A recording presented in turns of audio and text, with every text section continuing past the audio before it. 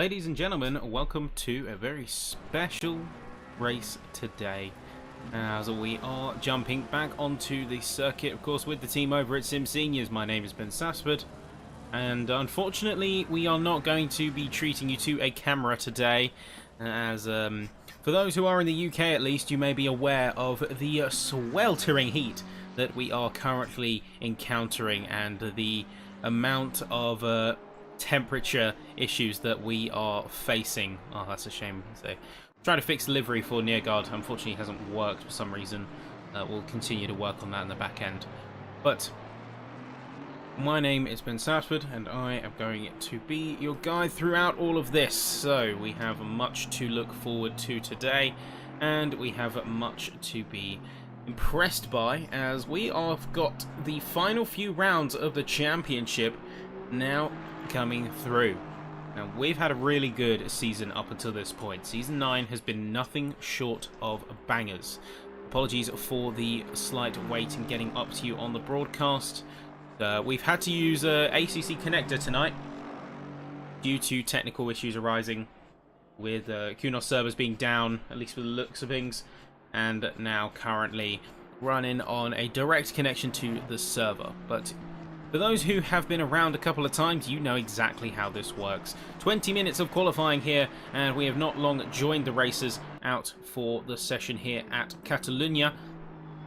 But a lot of pressure rides on these first 10 minutes, because this is for all the silver and bronze drivers to get their times in before the last 10 minutes are dedicated to purely gold only.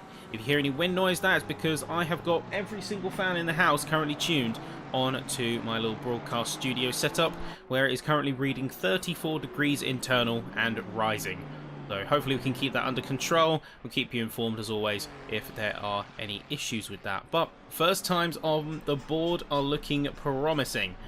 And as we switch over some of the data, let's see exactly how we are doing. So, Matthias Martinsen is going to be in the number 7 and with a 45.142. We've got plenty of session left here. But right now, what matters is that the racers are going to be under a lot of pressure. We'll see how they handle themselves. But will there be a last minute shot? I do wonder.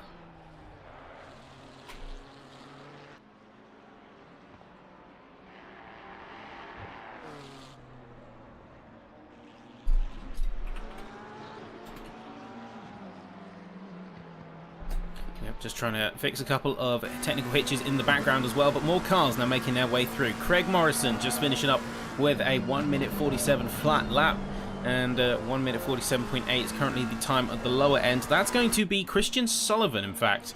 So interesting to see them down towards the bottom. I'd sort of expect them elsewhere.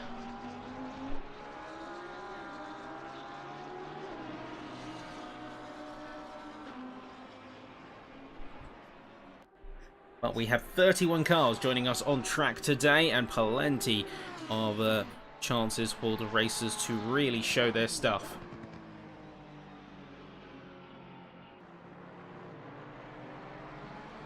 Let's find out what these racers have in store. Bisodi now coming through. We just had Craig Niesbet going to 6th place with a 46.085.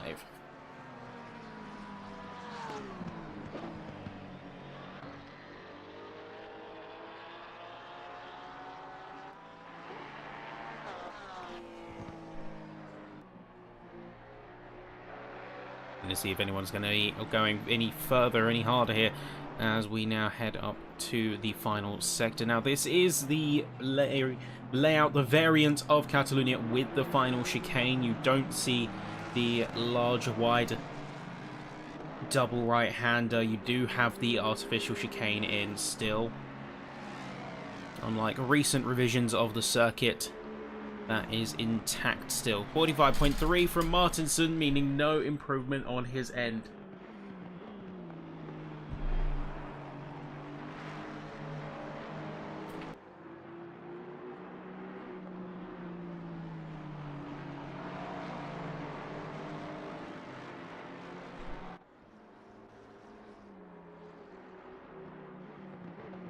also going to see Robert Homer potentially be a formidable opponent here as he's in the Porsche, just trying to link things up. A little bit too hot on the outside of the course there. Just taking it a little bit too deep.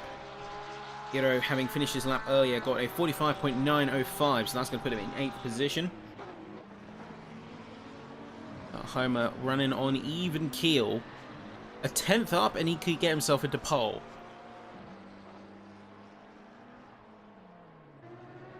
Now it's worth looking at the championship as well. In the silver class we have currently John Mitchell in the car to beat. 166 points, 8 further than a certain Alex North, currently in the Aston Martin, and with a 45.780. Himself along with Zimmer and Gabbert are 3 milliseconds apart. You can see, in fact, Zimmer and Gabbert got the exact same time. Robert Homer just comes across the line with a 45.030. So the 6th place championship holder in silver is currently looking to make some waves here in quali. Let's see what North does though as he comes up to the line. Let's see, he's currently half a second up. This could slingshot him quite far up ahead. Up to the line, a little bit of time loss, but not going to be deterred. 2 tenths behind Rich Arscombe and 4th place overall on circuit. We have also Radislav Visharek being one of the drivers who will be in 3rd but not be here. We have Iro going into 4th place, just going faster than North, really looking like he's got a good handle on that Porsche as he comes across that line. Christian Sullivan going through the final chicane. Now let's see what he got in terms of timing too. Making his way around and across. Sullivan comes up and is just going to get past Roger in the 420 car here. Looking at the bronzes as well, Craig Niesbet is going to be your championship leader, but it doesn't look like he's going to be the fastest bronze driver. So you have got John Gabbert ahead of him, 4th place, only 4th due to points penalties. Those 8 points that he lost on pens would otherwise put him directly equal with Andy Trickett. Now, I don't see Trickett on track, but we will keep a eager eye out as he now comes across the line, just slightly shy of his previous, but this is where things now get interesting. The 10-minute mark has elapsed, and you know what that means, folks. It means it is time to see Gold go for some runs here, and immediately you've got quite the quartet of cars. It's Guillemard, it's Hermé, it's Linatus, and it's Neergaard, all going for it as soon as they physically can. I mean, look at them trying to get the heat into the tyres while still forming their own pocket of the racetrack. Hermé is going to be leading this queue and is going to be running quite aggressive here to try and just open up some space.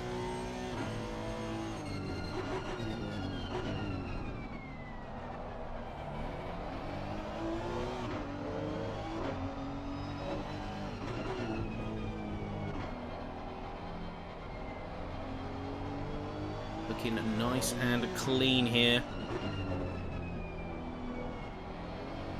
Smooth and easy does it. Just get some heat worked into your tyres. But now Hermé is going to be the first car of the Golds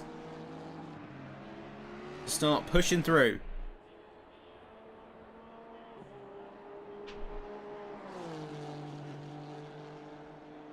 Excellently started here. Now coming across and up to the line. Big thing here is you do need to set yourself up well. Turns 2 and 3, those strong opening corners are going to set yourself up for a lot of time gain or loss. Like right here, turn 3, it's a consistent move all the way around, 180 degrees almost, as it now goes to the end of the first sector. Hermé has got a decent handle on that car. That NSX can prove to be a little bit wild on the edges. Helge Olsen is going to be staying out of the qualifying session. Looks like they're going to be starting from the very back. They got a 47.3 prior, but was not able to get a valid lap time, meaning they will be at P31.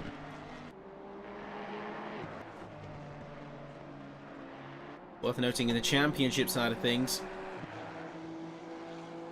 that we do have, of course, Hermé, who we're on board with right now, but Hermé is in 4th on the championship. He is going to be passed in the championship order by, of course, a couple of drivers that we may know already from at times past. Now, we don't have, unfortunately, we don't have Jimmy Engdahl. At least I can't see him on the order. What we do have is Frederick Guillemot. We saw him just moments ago, and in fact, he's right behind us. Hermé there goes through the final corner, and then you have David Lindblom, of course, being one of the championship favourites. As things now roll through, it's a 44-1, immediately outdone by Guillemot's 43.7, 44.8 coming in from Thomas Linatus, and then it's going to be Neergaard slicing above him with a 44.2. Dave Marsh is going to be a .420 with Björklund just going to pip Linatus by 100th of a second. Johan Larsson going across the line, but Lindblom is going to go one faster as Peter Wolfslener also slots in with a .045. Lindblom and Guillemot, two drivers, only two to get into the 43s with a .780 and a .710. Really intense opening laps here from the both of them. Lindblom just shy of the Mustang as we open things up here. Let's take a little bit of a time comparison between the two sectors. So Lindblom, of course, owning Sector 3 with a 34.5, and then you have a 29.1 and a 39.7 from Guillemot to complete Sectors 1 and 2 in the fastest fashion. So we can see in chat, Engdahl say sick and still recovering. I mean, first off, mate, hope you're recovering well. Hope you're starting to feel back to 100% as soon as possible. Everyone here, the whole team, wishes you the best and making sure that you recover as soon as you can. But also, you can see that you said planning a move, so we have a lot to prepare at home. Very exciting stuff. I hope it all goes well, and I hope that things do smooth out for you, mate, and you start to feel back on top form as soon as you can. Because we do miss you. We do miss you here.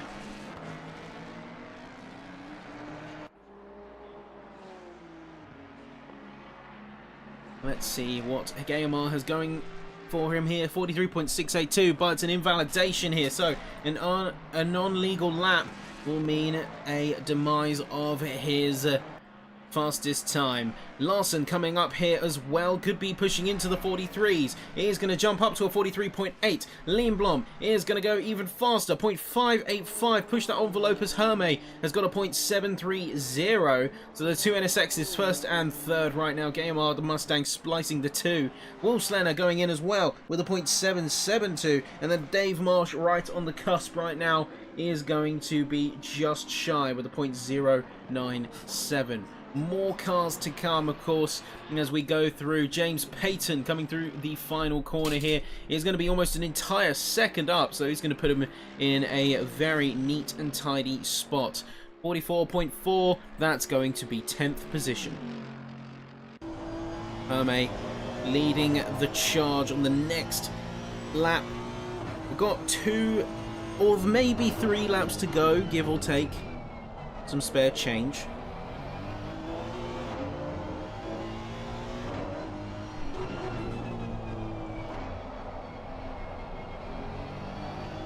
Got to be a smooth flow as Hermé is going to be teetering on the edge of improving towards a best time. Unfortunately, a little bit wobbly through that final chicane. Now final corner, he is going to still be up, but I don't think he's got quite the same margin. Guillemot is going to retire out, having not got the improvement on that lap previous. 0.622 for Hermé. Is there going to be any kind of counter? Wolfslener looking good as he's following on from the back of Lindblom, got himself an invalidation. I think Lindblom could have more in the tank, and we'll see that if he crosses the line here. 44.0, so a mistake was made. Wolfslener is going to improve up to a 0.680, so within a 10th of the leader. Really goes to show how the margins can be so tight out here in SimSeniors. Even in between just a couple of minutes, the top order has changed dramatically. Peyton continuing to improve and continuing to find his flow. Certainly most improved in terms of the drivers out on track. Within a couple of laps, he's already shaved off over a second on his times. 44.397. It's not enough to improve position, but it is enough to certainly get a wiggle on into some faster competition.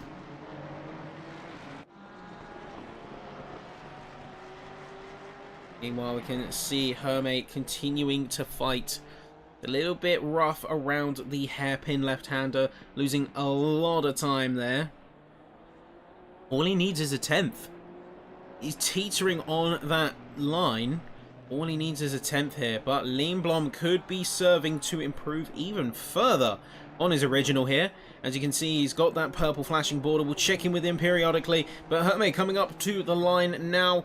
Does look like a smooth lap, but isn't in a faster one. It's half a 10th down. No improvements to be made just here. Lindblom, unfortunately, having a off. And let's see exactly what happened here. So coming through and just...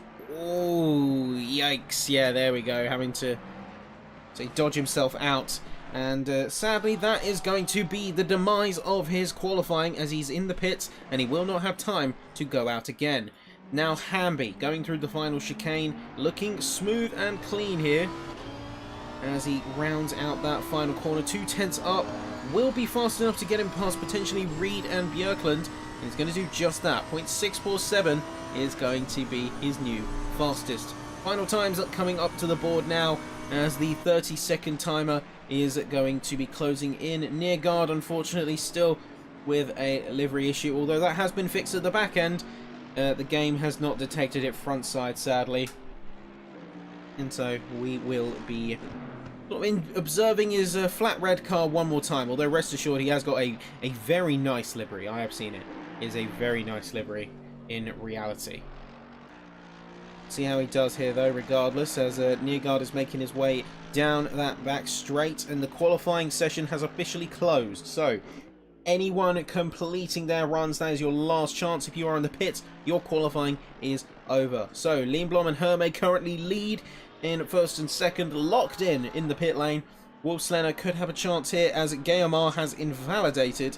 Neergaard also in a similar boat, although it doesn't look too good on his deltas. Johan Larsson is in the pits, meaning the best that he's going to get is a 5th position. And we'll see if Wolfslener could be the one to break the tradition and break the formation, as Neergaard is going to go a little bit too wide on the exit. And unfortunately, that is his lap over. Checking in with Wolfslener here. Looks like a fairly good chicane, although hopping on the sausage curbs a bit, that's not going to help your exit speeds. Wolfslener coming up to the line. It's a 0.622. It gets the exact same time as Hermé, but there's either a sub-millisecond difference, or it's just because he got it later that he is staying below the 169 NSX. And with that, his time is done. Holmberg returning to the pits, as say many drivers not getting a chance to improve.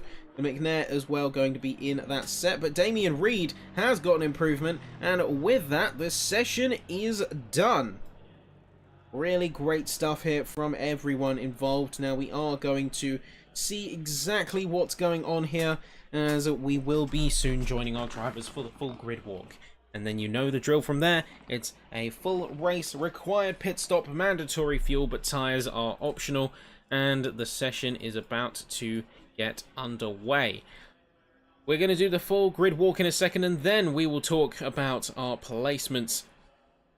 But as we now get ourselves ready to go here, let us know who you have your eyes on, who you want to see do well out there in particular, as the session is young still, and the drivers do have a lot to prove. We are coming up, of course, to those final rounds in the season. This is where championships could statistically get wrapped up. We do have those drop rounds that could affect things, but it's going to be a tough call. You never really predict, truly, what is going to happen in these kind of situations. And all that you can really say, and all you can really hope for, is that the field is going to remain respectful, Of course, sportsmanship is paramount in these competitions. Without that, we would not have a championship.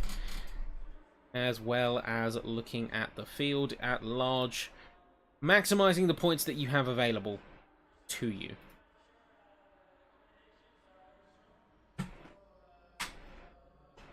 We are just waiting to get trackside now. It's taking a little bit longer than previous. I think that may have some relation to the lack of servers, like traditional servers as Kunos. But there we go. So looks like we have a minor hiccup. So we are going to quickly go to an intermission, folks, and I'm just get myself back in there so we can do.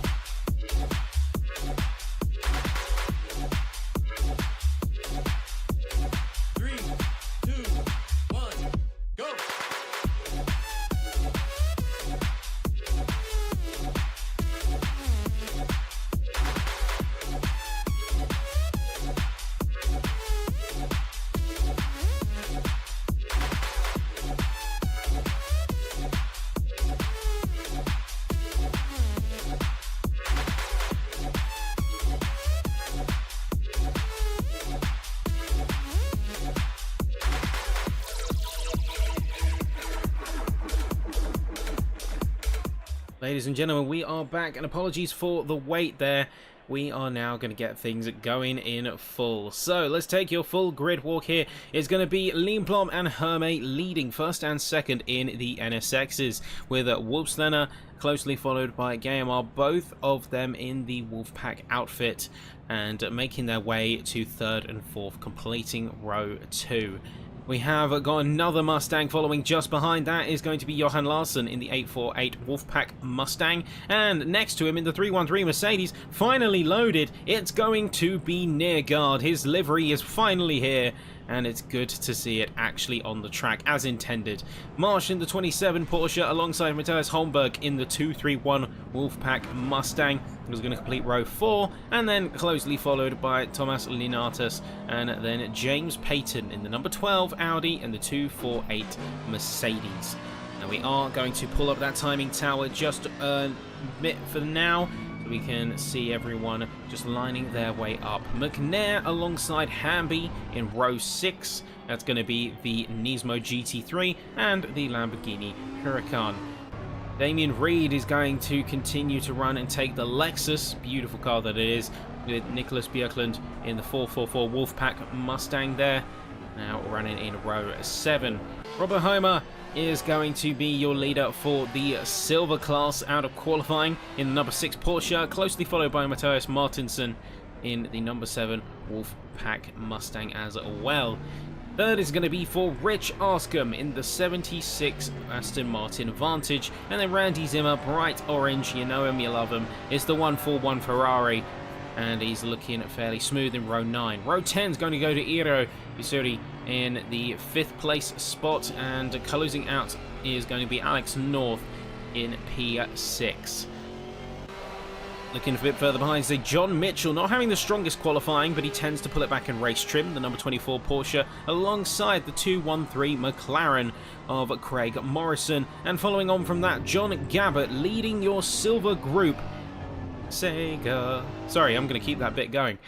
Paul Murray is curiously in the pit lane, so I think he's going to have an issue. He's starting in the pit lane, but Niesbet back on track is going to be second in the order for your bronzes. Andy Trickett is going to complete the row alongside him in the 115. Finally, last few drivers now making their way through. It's going to be Christian Sullivan in the 41 Lamborghini with the blue and gold. It's going to be Roger Disbicas in the 420 Porsche. Very elaborate design there. And then Stuart Holmes in the So SIMseniors number 2 McLaren, and Michael Bull going a little bit too deep, darting through the other cars, but number 30 in the order here, and the number 97 with Helge Olsen not setting a time and starting from the very back of the grid here. That is your session, and that is your grid walk complete. Now, drivers have got a lot riding on this, for their championship fighters in particular, as previously mentioned, but just to hammer it home and make it doubly clear, a championship could be wrapped here today. The writing is on the wall for a lot of drivers in terms of championship continuation, and as we do have the last round soon descending upon us. We are here, of course, tonight in Spain, but then we have Paul Ricard and Suzuka to finish the season off.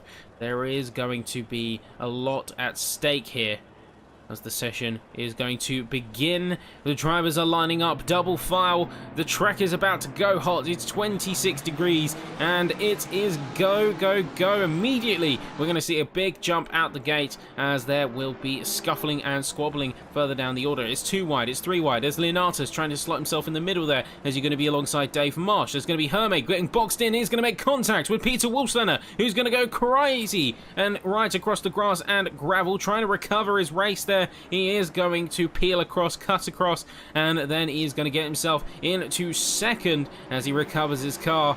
Now, that is going to be Lindblom as well, taking a major position hit. He's all the way down into P6 as chaos has erupted in those opening laps. The bottom half of the grid hasn't fared much better. You can see there is going to be a certain Stuart Holmes going completely off the side of the circuit, and just like that, the chaos has erupted even further down as well. Robert Homer and John Gabbett drag racing each other and making their way through into Sector 2, but at the front, eyes on Hermé as he has a chance to jump away here. Wolfslener is on the edge of a second, and then Guillemard is going to be in P3, closely chasing onto the back of the other Mustang. There's already a lot of fighting going on between these racers, and Nergard could lie in wait here, but he has got a lot of a pressure beneath him, as there is going to be a spin. There's going to be Damien Reed just trying to jump on at the quick enough moment. I literally cannot keep up. Cannot keep up here, folks, but Damien Reed having a major spin and going all the way down to the bottom. We will take a review in due course and see exactly what happened there, but that is going to be for in a moment. But now, eyes on the front. Guillemard still on the back of Wolfslener, still has potential to go for a big overtake, and there is going to be quite the challenge afoot, as the racers will be running close. Let's actually take a moment to review the incident that we saw. So this is going to be Damien Reed, and this is going to be from earlier on. So heading in down the back straight and then into the hairpin. You can see he does come in a bit hot. Looks like he makes contact with James Payton and is spun around. So now that's going to be him down into P28, and we'll have to recover forward from there. Stuart Holmes dropping further down as he's now in P30. Björklund is going to gain out of that. Damien Reed into P27. We will also have McNair as a driver to watch here, as he's had a couple of chances to get the likes of Holmberg down, but he's not actually taken them, at least not yet. Let's wind the clocks back a little bit further and see exactly what happened here, as we do have, this is going to be from Payton's perspective. We're going to jump aboard with the helicopter and see exactly what's happened. So keep eyes trained in the middle on Payton. Of course, we have the contact we saw with Wolfslener before. Minor touch with Damien Reed there, but there will be some squabbling back and forth as unfortunately not fully demonstrated. There was a couple of back and forths and a couple of contacts made between the racers. Zimmer is going to get a contact warning, but Hamby has had a major problem and has got himself off of the track in a big way. Let's take a look exactly what happened. That is looking like a contact with Randy Zimmer. So limping his way across the infield and across some of the curbs and escape roads. He's going to drop in all the way down behind Stuart Holmes and even Helge Olsen there.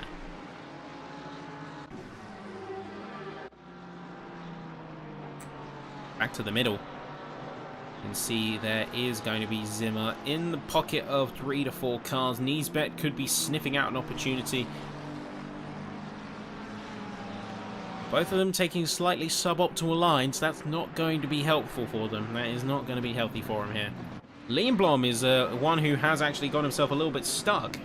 Neergaard is a driver with some good pace, and he can defend against the likes of Lindblom in the NSX. So he's kind of stuck. He's having a little bit of a problem here. Yeah, quite a little bit of a problem. Hopefully he's able to recover and find himself a bit of a balance. But where things currently stand, Neergaard is going to be a formidable target to try and attack and get around for.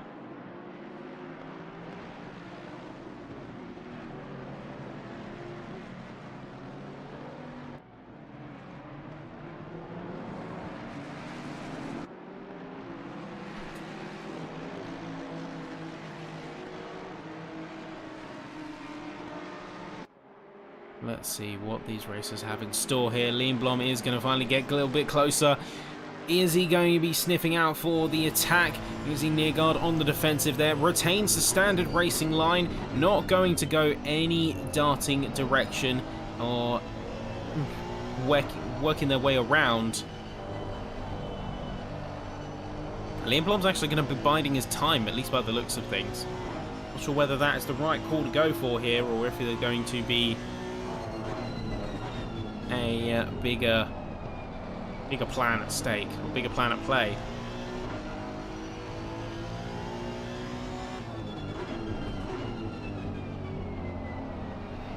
AMR could be on the back of Wolfslener as well, with Hermé having to defend against both. They're both a little bouncing around and not necessarily getting too close, but enough to unsettle and get a little bit under the skin of the 169.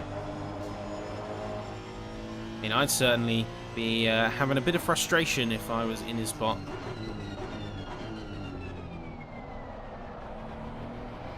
You can see there is going to be some aggression coming in from Guillemard on the side of Wolfslener. Well, there's a lot more riding on this one for Guillemard than Wolfslener here. Second versus fifth in the championship, and about 27 points difference.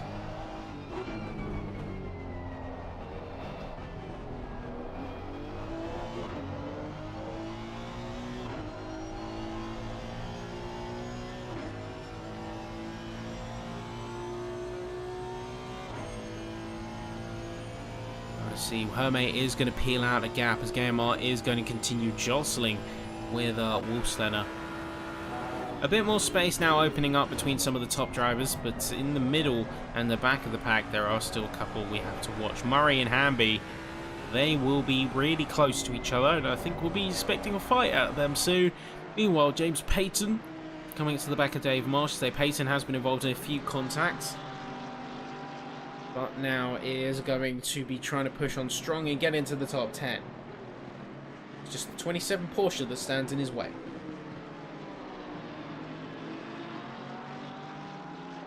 If we've got anyone watching at home from the UK, how have you been dealing with the weather? Where I am, it's extremely hot, and no amount of fans in the world are going to be able to keep me fully cooled down. Though that being said, I am looking forward to a nice cold shower when this is all over.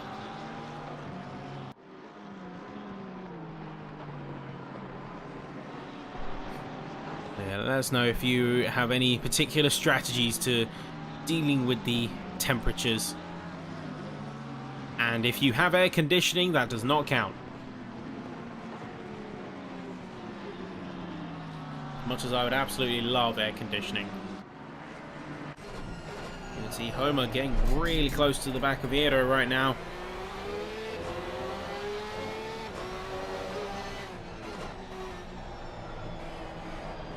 Just seeing what he can get away with, what kind of pressure he's able to lay down. Looks like they're going to go alongside here into that final chicane. Was trying to go a bit narrower. Eero leaving a lot of space on the table, and Homer is going to get himself through and around there as they all crest over the sausage curbs. Looks like contact being made between Wolfslander and Gayamar in the pursuit of their fighting. But there is going to be Stuart Holmes going off the track as well right now and not looking too happy. Not looking too happy. Things aren't in the brightest of spots here for Holmes, but looking further away, there's going to be Homer and Visuri continuing their tussle and fight all the way through the first sector. Visuri getting the advantage back into the first corner and looking real hungry, as Homer is constantly badgering on the defense of the 992. See, peeks to the left, trying to get any kind of advantage open. Not quite happening yet.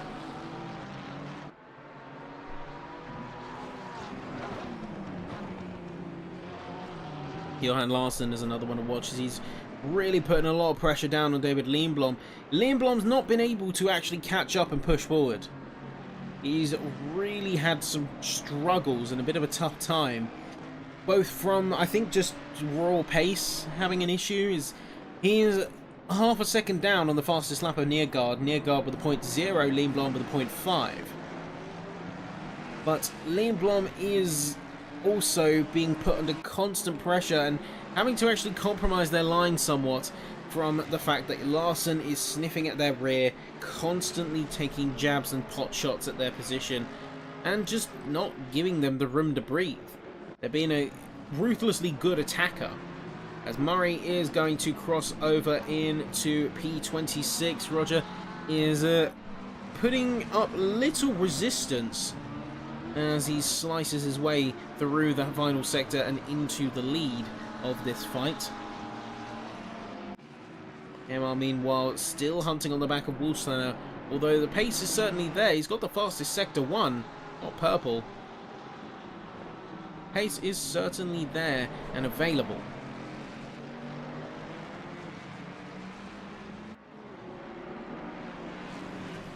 See if he's really able to bring this one back. Back from the brink.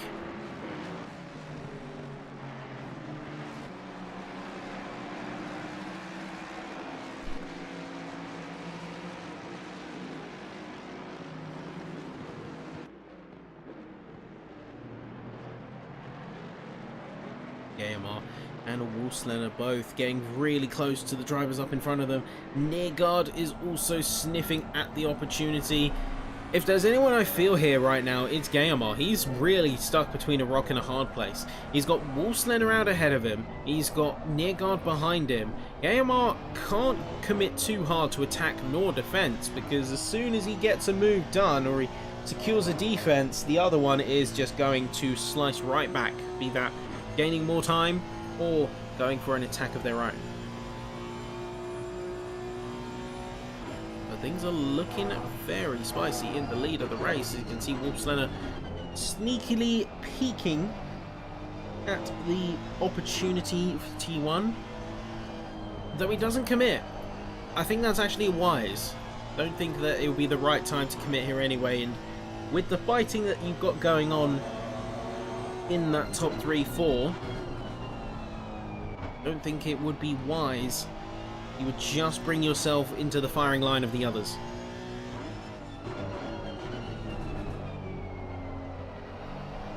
Wolfslander and Gayamar continues to be a formidable force, but let's look at somewhere else, as we got Dave Marsh trying to chase McNair. Both of them in the top 10, but only one of them has the right to a single-digit placement. This is where Marsh's attack comes in. Half a second away. Martinson as well. Let's see if he's going to go through. And unfortunately, he's going to be into the grass, as John Mitchell has had a contact warning with him. Let's see exactly what happened. Jumping aboard with the helicopter. Let's see John Mitchell right here. So, goes a little bit wide as we head into the little rotation here. You can see Martinson just going too hot, and while Mitchell makes a good recovery, Martinson Just, yeah, having too much speed, going into the back of the Porsche, and now currently standing all the way down the order. Zimmer is having a major moment now as he is coming out of the pits. He is one of the earliest on the track to do so, having done so only 14 minutes in.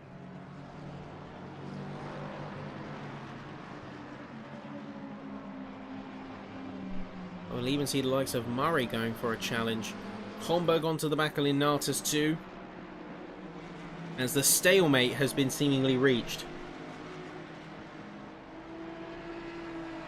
Stalemate has indeed been reached between the likes of Wolfslander and Guillemot against Hermé too. Neergaard has actually dropped off the fight a little bit. He's around a second. He's not quite close enough to be established as a major threat. But he's still going to be there. So I think they're going to preserve this stalemate for the time being, just if nothing else, not to get Neergaard and Lindblom involved. Larson is also going to be lying in wait too, and is a serious driver that can also complicate things. Although I don't think they are enough steps close enough to affect this fight, because by the time it gets to that point, most of the fighting has already happened.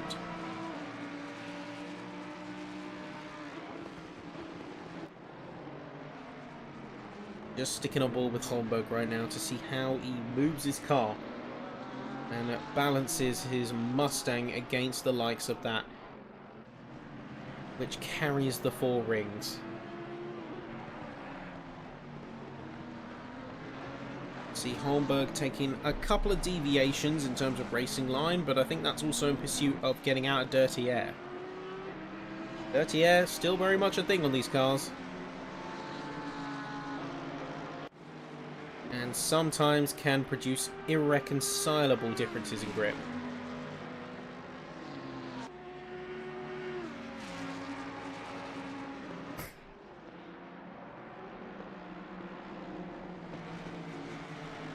See how Wolfslander is getting on, as Hermé is going to be right there, only a few tenths of a second here.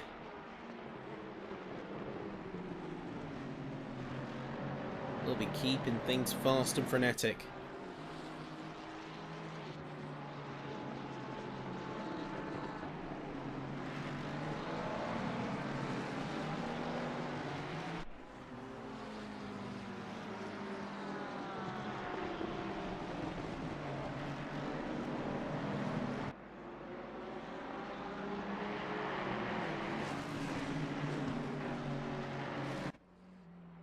Oh, looks like my mic went for a second there. Marsh is going to be going on to the back of McNair, so we'll keep an eye on those two. But Homer and Vasuri continue to jostle. Looks like Homer actually got the move done round in the first sector, heading into the second. Managed to be able to actually put that pressure down where he needed it. Really impressive. Right now, Homer is going to be in his crosshair, but can't really hold the proximity. He's already on past a second of gap between the two, although Homer has gone very wide going out of the final hairpin. Has gone quite wide there, and that will be a problem that needs to be addressed in due course. Reed and Björklund having a collision are coming together. It looks like that did displace Björklund down a place.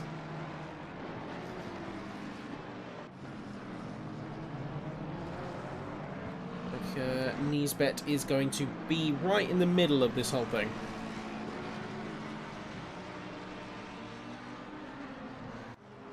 And he's going to go immediately on the defensive.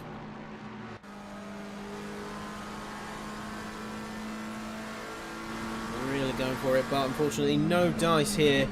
Niesbet is going to be defenseless as Björklund really hammers in the power.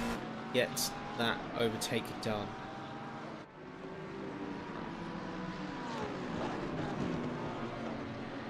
Also, Marsh, who we've mentioned a couple of times, continue to put pressure on McNair. Guillemot could be teeing up for a move into P2. He's just going through that final hairpin before we get to the third sector and the finish. He wasn't able to land it. Looks like he went narrow and just wasn't able to push through out the other side. Neergaard is now going to be breathing down his neck, proverbially and literally. Lindblom even closer so. I think that's the scary thing for some of these races, is not necessarily how the field is converging, but the fact that they have the championship leader hunting them down. And almost is just as scary to not have him make moves as it is for him to make them. So Lindblom 0.2 of a second behind Neergaard right now.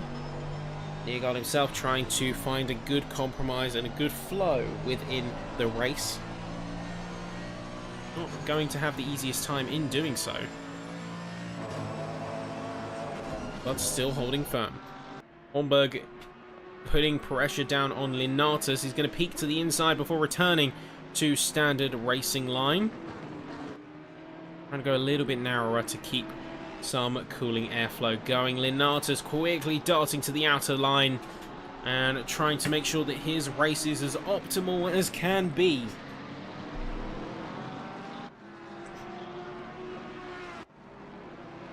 New one, Niesbet, Hamby, Gabbert all together running close, and nobody is going to be giving each other an inch here. There's so much riding on these races that I almost can't look away. Hamby is going to be in a good spot, having recovered all the way from the bottom of the grid. He's now in P21. He's just overtaken Niesbet. Looks like he's going to be trying the same trick with a certain John Gabbert, currently piloting the NSX. Let's see what he makes of it anyhow. As we peek back up to the top, Wolfslener once again getting close to Oskari Herme.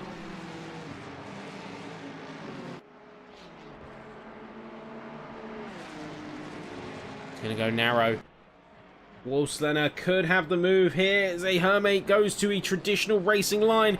Peter is going to be through turn 1 and into turns 2 and 3. Looks like AMR is going to have an altercation with Herme, and that is going to slow him down massively. AMR now on the chase, continuing that momentum that Wolfslener has developed, but he's into P1, Herme into P2, and the fight for the podiums could be ongoing, very much so.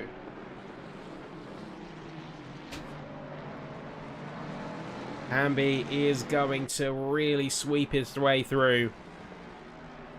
And now ahead of Niesbet is continuing his pressure on John Gabbert. AMR could be still going for it as well onto Herme. Neergaard and Lindblom have kept things quiet though. They have been just keeping their necks wound in. I think letting the rest of the field squabble around them is a good tactic. Although, oh no! That could have been a beautiful switchback, but just taking it too hot onto the outside. Guillermo and Herme both spinning and putting themselves down into 5th and 6th respectively. That's going to give Wolfslener the lead, Neergaard the 2nd, and Lindblom the 3rd place honours.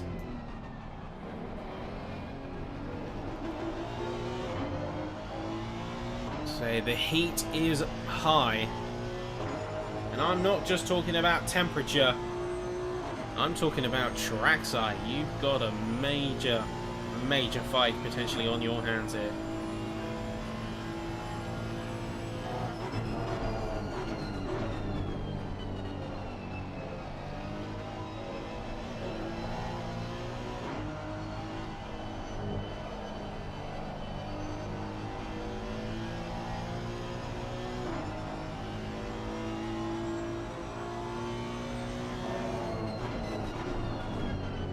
Seeing if he's able to close in here. Guillermo is going to pull an interesting tactic, and he's decided to head into the pits. But coming off of that, of course, incident with the other car, I think is just opting to play it safe, get the pit stop done now, and just run a clean race right to the end.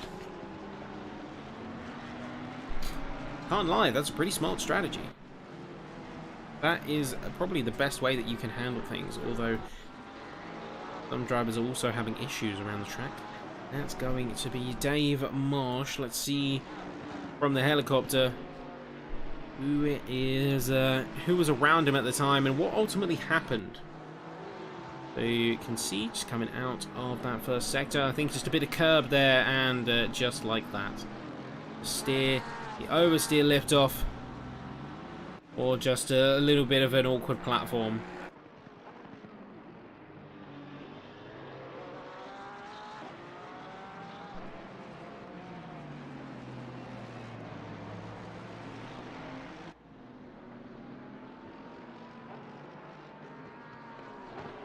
Here we go.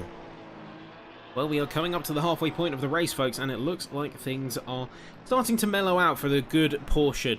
Wolfslener has really capitalised on the situation well. He's peeled out almost 3 seconds of time to Neergaard right now, who's under the pressure from a certain David Leenblom, and Leenblom is not the kind of guy to allow pressure to subside. It's just going to keep building and building and building all the way until someone cracks.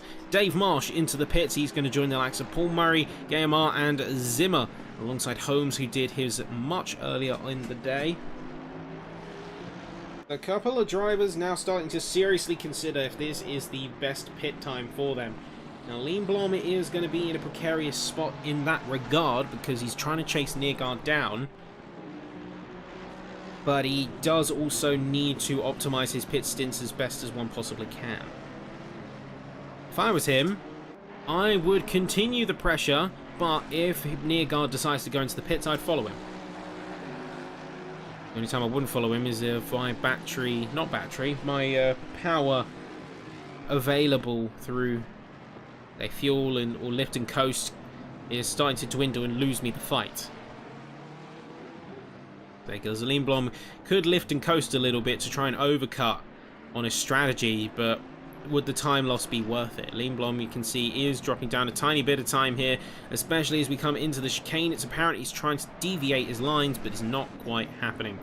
It's already a second away, and this is going to be his judgment call. There you go, heading into the pits, almost as if summoned by our commentary itself. He's going to jump in now, and that is going to set him up for a potential undercut on his rivals.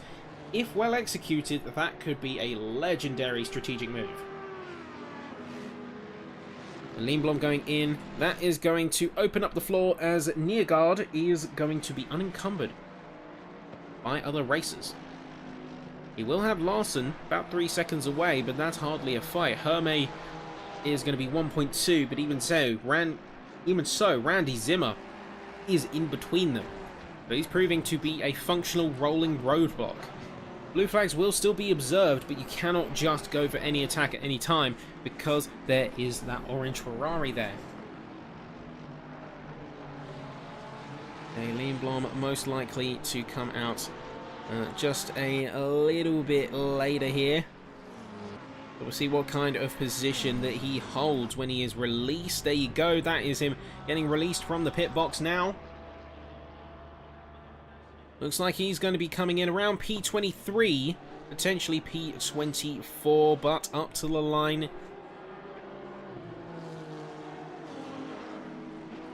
That's going to be rolling through back onto the track. That's just ahead of Helge Olsen, so 22 it is. Leenblom is back in it. Damien Reed, meanwhile, onto the back of Craig Morrison and keeping him honest. I have to say, I'm really impressed. That was such a smooth move. We head through the second sector. Reed has had a lot of nonsense dealt his way, but he still stands tall and currently stands in P13. He's on the defensive from Morrison, but he looks confident, he looks undeterred, and right now is going to be one of the cars to beat here. He's really found a good stride, and I am impressed for it.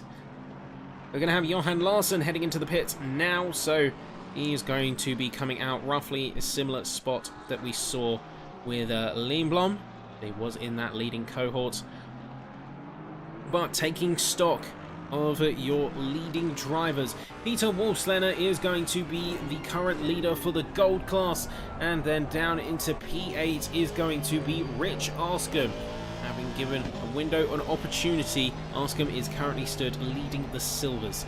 Finally, you have Craig Niesbet, who is going to be gaining a couple of freebie positions, as Johan Larsson and Craig Morrison are into the pits, along with Andy Trickett, who is now going in and currently stands in P21. So there is going to be a couple of strategic change-ups. I only wonder who's going to go in when.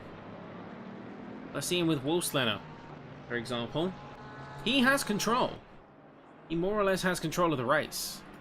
He's going to have a lot in his pocket. And currently is stood to be the racer that could win this here. Neergaard is going to make the choice to head into the pits now.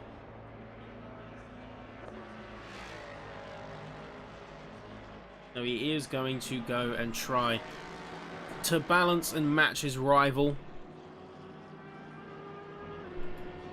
We'll see Neergaard in, along with Holmberg, Meganer and Payton, all en masse, are going to be heading into the pits. They were clearly running together, and now are going to be pitting together too. Trickett and Martinson are going to fill the gap towards the bottom end of the order. Helga Olsen could be the next one in. They started towards the bottom. They will be due for a pit stop right about now. Let's see and find out anyway.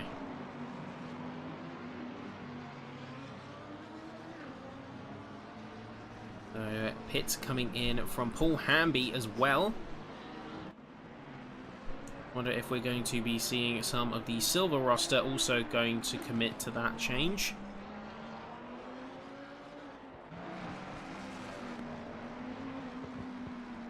There's Olsen remaining out a little bit longer. Neergaard coming out of the pits and is going to be coming out in P14, but will he be able to beat Lindblom out of the gate? Looks like he will, but he's going to have to deal with getting the car up to that optimal temp, to that operating window. Lindblom is not going to let him go. He is not going to let him off easy, and in fact you can already see high pressure being applied, and Lindblom's driving style is certainly looking aggressive. He's trying to get Neergaard on edge. He's trying to get him out of his comfort zone, get under his skin. And you can see right there, there is Lindblom. He's going to commit to it. He's going to go for it, darting down the inside. And he has got himself up into the next position, into P14, although that could be argued as being a net P2 or 3 when all is said and done. Really impressive stuff from them both there. So Neergaard has already been left in the dust, and that is a brutal awakening, as he's having to tussle now with a Christian Sullivan.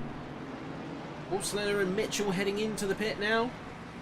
That's going to leave Hermé, Arscombe and Homer to take the reins and take the lead of this session here.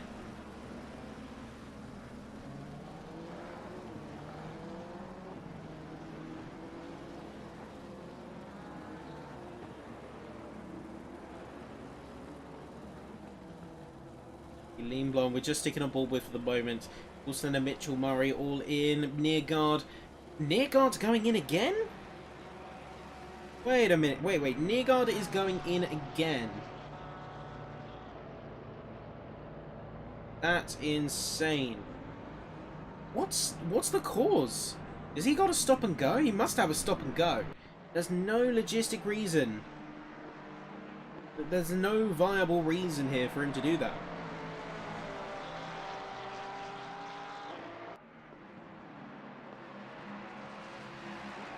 I truly do not understand what's going on here.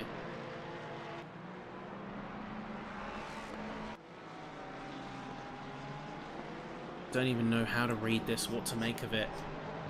But we'll see, of course, in a moment. McNair is chasing Linatus hard, meanwhile.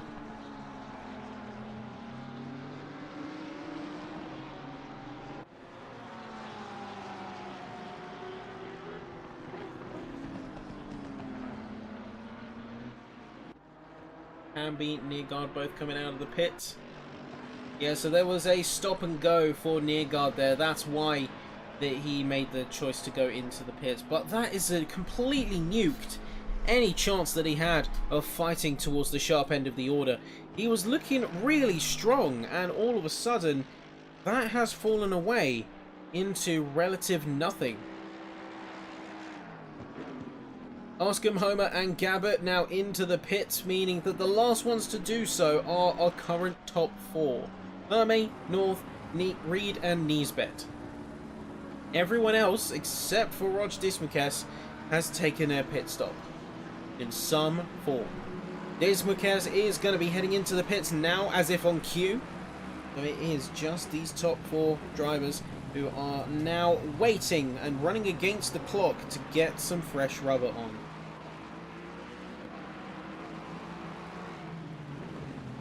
So he's going to go peeling alongside Alex North, and Damien Reed is going to get ahead of himself here. Trying to see exactly who that is behind.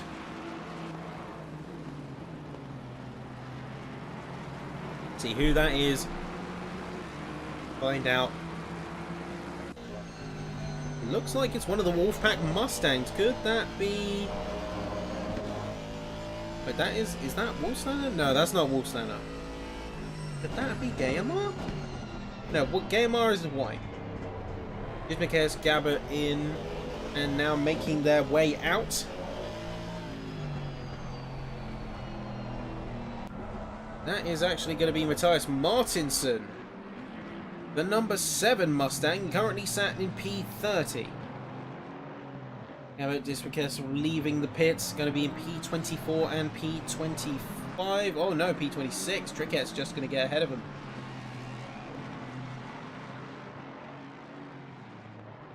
Close running.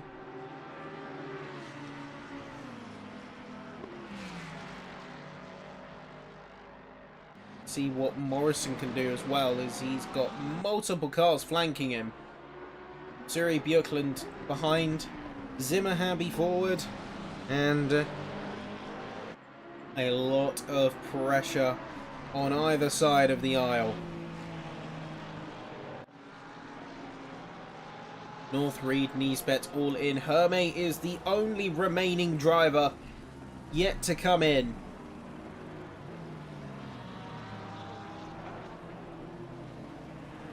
That is gonna be a big one.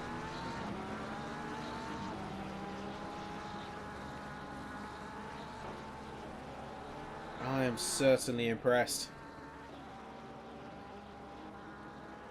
There's going to be Hermé finally jumping in now.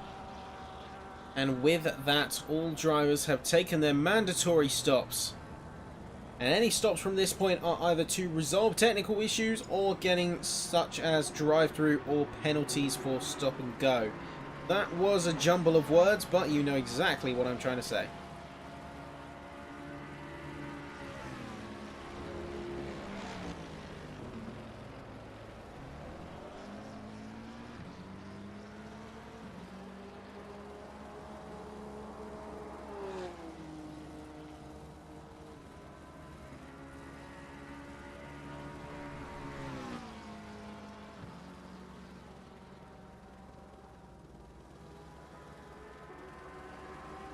My PC completely froze up there. I don't know what happened. Apologies, folks. I'm having a couple of technical issues, more than usually that I'm expecting. There's sometimes a couple in the background, but never this prominent to where my control of my client basically completely locks up. Not sure whether that's to do with ACC connector or otherwise, but either way, we're back on it. Missouri on the back of Björklund, Hamby on the back of Reed. Now making their way through into the final 20 minutes of today's race. And the racers have got those championships to consider.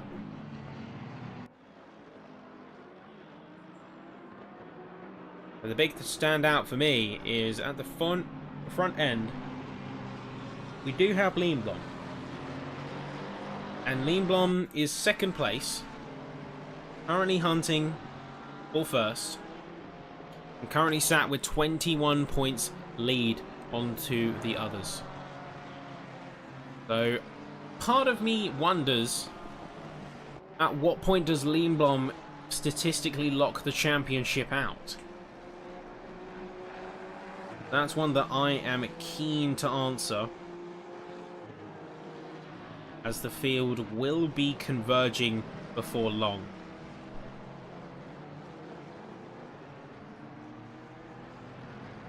I see Lindblom actually dropping a little bit of time here.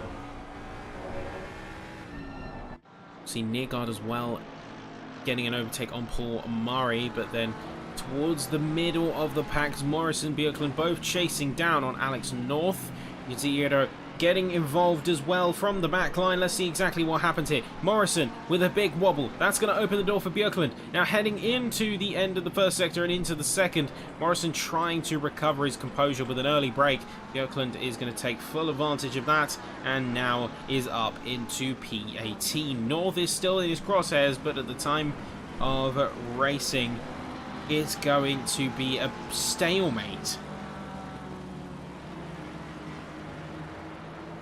Going to be a stalemate right now. Morrison could get himself back in fighting form, but I don't know what's going to go on there. Roger Dismukes is going to take quite the hit in terms of position, as he's gone off track and slowed down to a crawl to recover.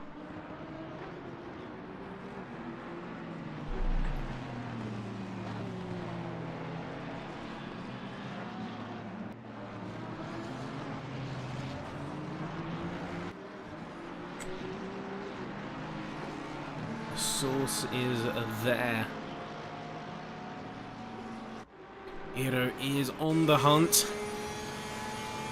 He's getting real close for this one. But will he attempt it? Now Eero is more of a passive driver. He doesn't tend to get the elbows out as hard. He's got a lot of pace. Really good pace, in fact. But the biggest thing that holds Eero back in a lot of ways is that he's almost too nice. He's too willing to yield masses of space and masses of a gap for positions that he doesn't always have to. It's not warranted to give that much of an opening.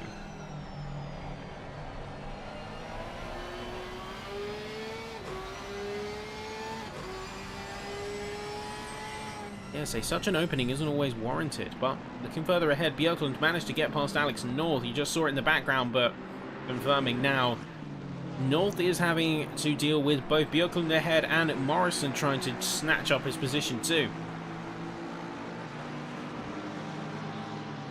There's a strong showing from multiple cars out here on the field, but Morrison is certainly proving to be a steadfast racer who isn't necessarily making the positions, but is proving to be a bit of an enabler for others to do so. That's no benefit to him, but it's certainly making the other racers' lives harder. And if you can destabilize the mental, then that is just as powerful as a potential overtake. It makes it much easier to deal with. Let's see what Neergaard does though, however, as he's tucked right into the slipstream of Morrison's 720S. He's going to go in real close before peeling to the right side, try and get the claim of the apex on the first corner. He does just that. Really well executed, smooth and clean. And no! Morrison! I don't know if there was contact. There's no contact flags or warning, but Morrison is down and into the inside wall. I think he got a bit of lift off oversteer, but he is just waiting for an opportunity to rejoin safely. John Gabbett passing by and rejoining in P24. Unfortunate stuff for him there. Let's take a quick replay and see exactly what happened, because we did see a bit of chaos at the same time. So this is on board with Morrison. He's hot with the car here. Oh, looks like there might have been a little tap on that rear axle, and that's all she wrote. So he's going to be residing down at the bottom, but Neergaard is also pushing forward here. North is dropping another position. Zimmer even going to get involved too, as Björklund has got an overtake on him. Neargard on the recovery drive and feeling the pressure of the hunt.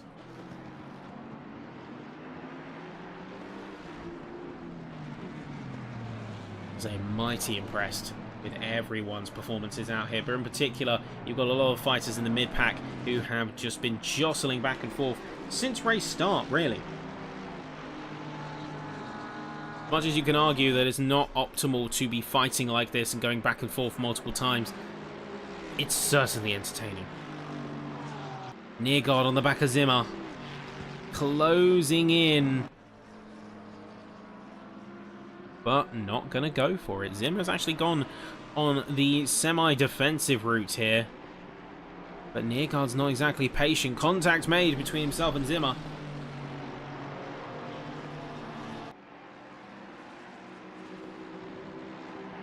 Let's get it done. Neargard is keeping close.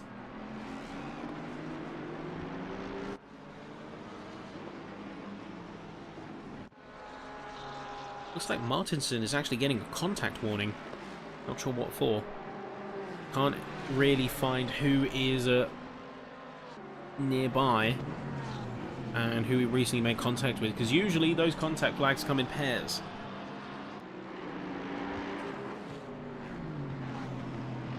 Even then, even now, I'll hope that they have what it takes to push even harder.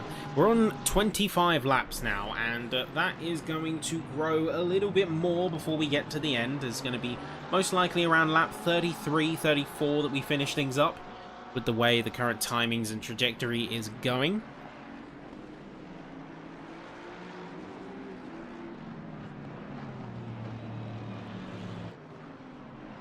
So let's see who makes the most of it.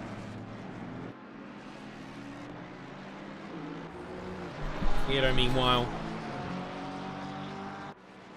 will be continuing his drive forward. Looks like Martinson is limping across the dirt. Let's take a replay and see exactly what happened with both earlier and now. Is he going into the final sector? Darting his way through. And, ooh. Yeah, quite a contact there. Looks like he got completely scraped up. Let's clock at the back even further here. So now having recovered and on the next lap it looks like.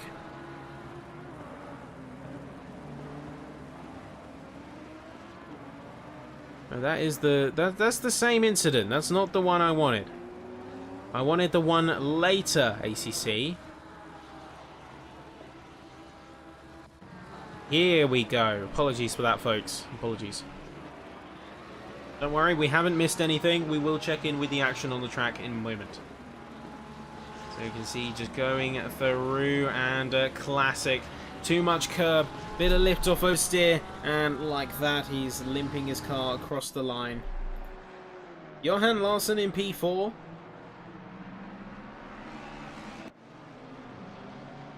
Ida and Paul Murray trading places. Hamby on the back of Reed.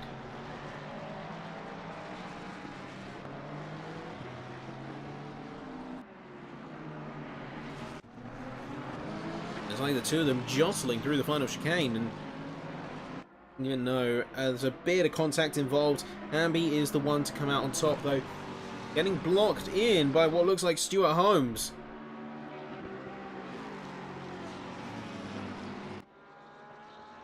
Really putting some pressure down.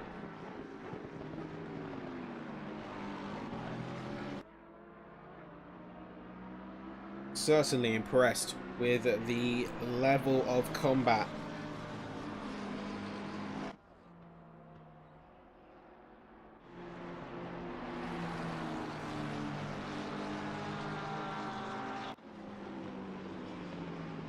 No final chances here.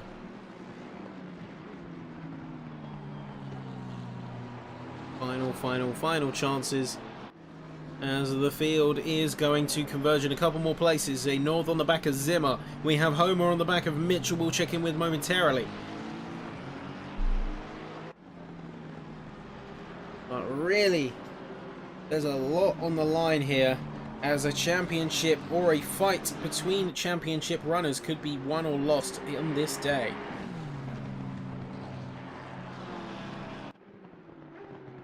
So North and Murray both getting really close to the back of Zimmer now, so a three-way fight could be on the cards.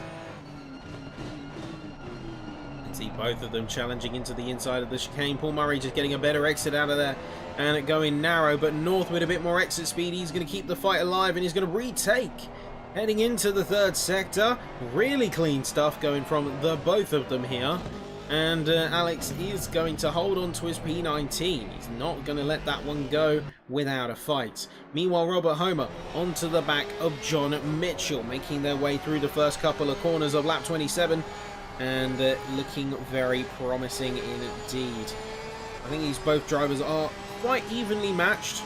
We saw that in quali, we've seen that in races prior, and we're now seeing it in race trim here in Spain. The two are relatively matched, though I think it's going to be fireworks when they eventually decide to come to blows on the course.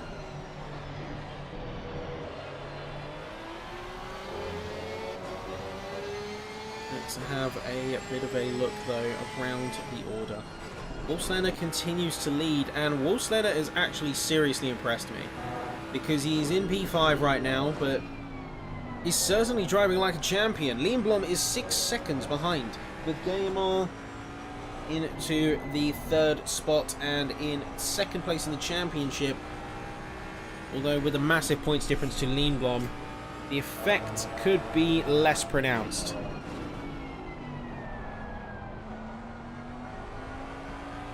Somewhat less pronounced than maybe some would like, but final 10 minutes. Final 10 minutes on the board now.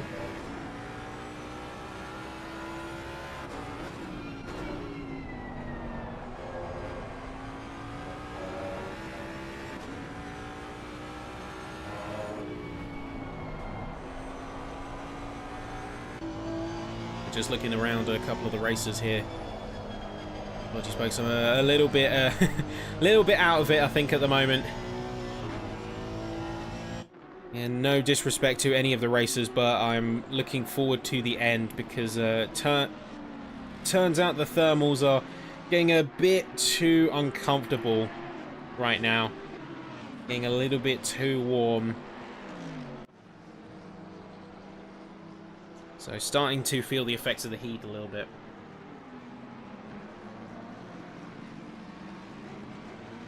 But really impressed with everyone regardless. I say Lindblom, Guillemot and Wolfslander. And looking to the silvers, looks like Rich Arscombe is going to be a silent winner in all of this, as he's currently got a massive gap to the likes of John Mitchell. Even further away from Dave Marsh, but remember Marsh is in a separate cohort, so he's not in that fight. Going to be silver versus gold at that point, which isn't actually helpful to him. Mitchell is going to be in second, and about a second away there's going to be Robert Homer. So I think the fight between these two is very much alive. But then further away as well is Craig Niesbet, leader of silver, not silver, bronze. I keep doing that, folks. I keep doing that. I do apologise. I really do apologise. But Niesbet, along with Garrett and Trickett, are your bronze top 3 too. So final stock take of the field before we head into those last few laps now. Wolfslander halfway through lap 29 and closely in tow. I think that's Craig Morrison, a lapped driver that he is just tailing there. Heading into the final hairpin. See what he has. I wonder if anyone's going to go for a fastest lap too. We currently have Wolfslander, who is lapping real fast, 44.5 compared to Lindblom's 45.4. And he does have the fastest lap as well with a 43.697.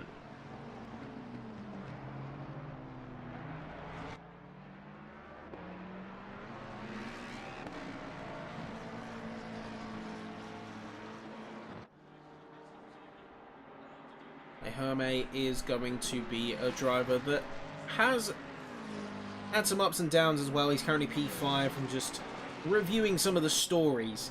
Now, in terms of positions gained and lost, there are some big winners and also some big losers. I look at, for example, John Mitchell. He's gained 9 positions since the start. Started P21. We saw it ourselves. We didn't have the strongest of qualifyings, but now currently stands P2 in all of this, and is going to be really a driver that continues to impress. Meanwhile, for someone winning, someone has to lose. Neergaard getting hit with that penalty absolutely decimated his race here. That stop and go penalty on lap 19 was brutal. And there's nothing really that you could say to that that is going to make that any better or make that okay. He is dealing with the effects of that penalty and struggling for it. I mean, another big winner, Colin McNair, he's snuck under the radar in a lot of this. He has been a formidable force, as he's refused to yield, he knows how to get the elbows out, and most importantly, he's converted into positions. He's currently P6, starting from P11. Really, really great stuff. Helge Olsen also making a gain, although P31 to P26 is, to some, it might sound like a not a great improvement, but those 5 positions are half of his entire class. So, really, really good stuff here, and certainly a session to be proud of. Session to be proud of for sure. Homer is on the back of Mitchell still, and even if we are coming into the final 5 minutes, he's not going to let that one go. He's going to treat it like it's the last overtake that one could ever make, as Neergaard is going to be of a similar mindset, chasing onto the back of Damien Reed. P14 and P12 hang in the balance respectively, and some potential for the classes and the different dynamics of the race to converge and come to a head now.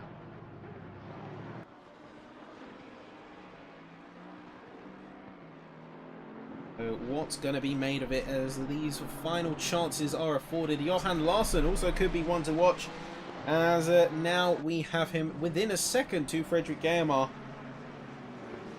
Any mistakes will result in a forceful punishment. Homer still on the back of Mitchell, actually getting real close now.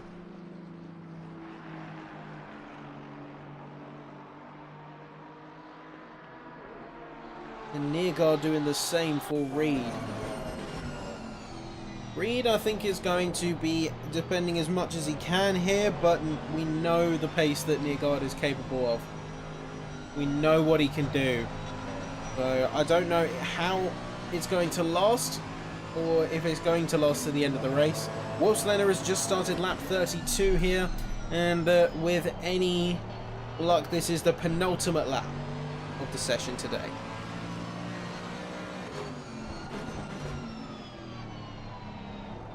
See, he's just looking for gaps and peeking left, peeking right, getting closer and closer. He really is not going to hold back.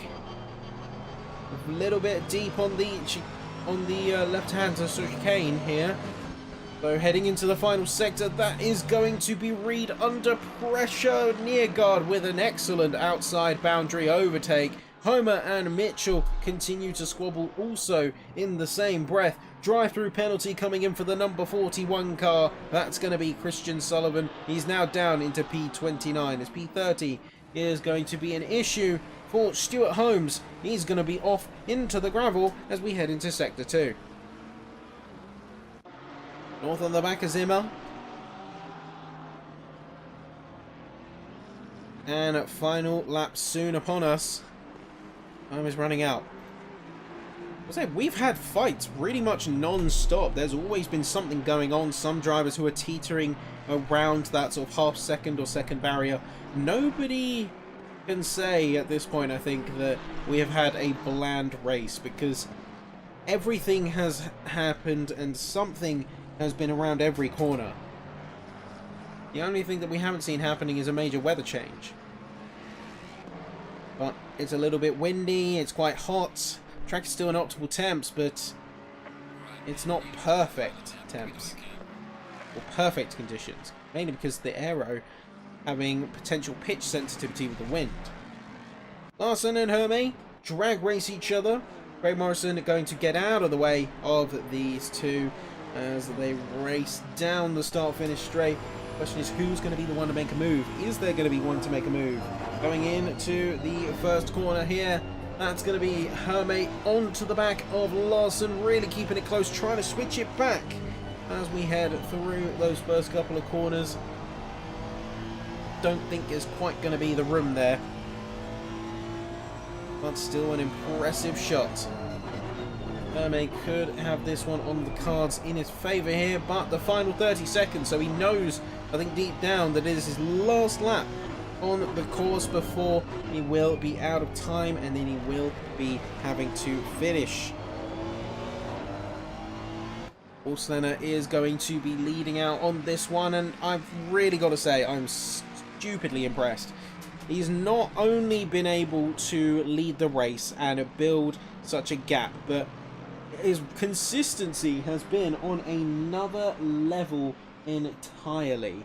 He certainly knows how to control that Mustang. He's able to put it through its paces, extract 110%, and right now is going to be the final chicane as we are now through.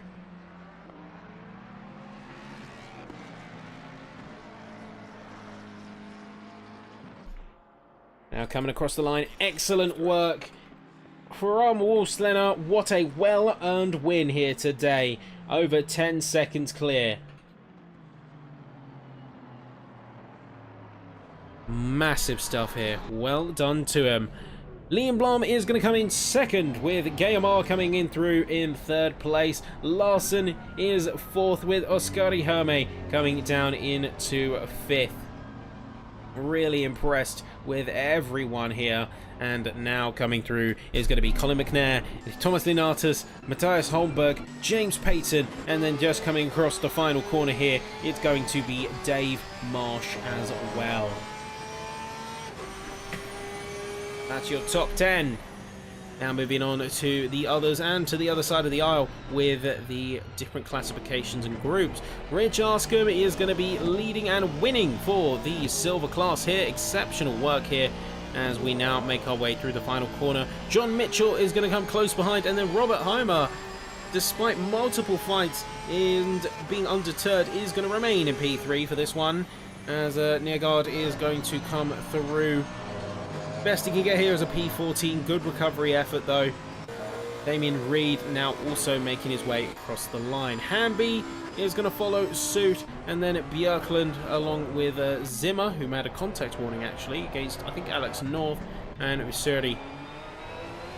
They're going to be the last ones through, and then it is Murray, Niesbet, Morrison, Trickett, Gabbett, Holson, Diesmankesk, Bull, Sullivan, and Holmes.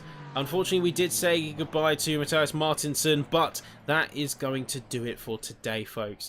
Thank you very much for watching, and thank you for your time and patience, at least when we got started, as there were quite a few technical wobbles, but we managed to get it under control.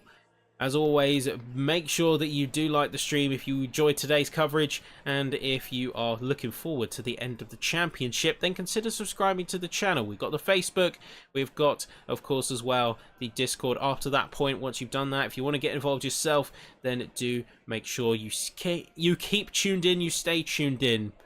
But for now, folks, this is where I sign off. I'm off to cool off. I hope that everyone has a brilliant evening, and with that all being said, thank you again. We will see you again very, very soon, as this time next week we are going to be heading to Paul Ricard for the penultimate round. Either way, take care, folks, and good night.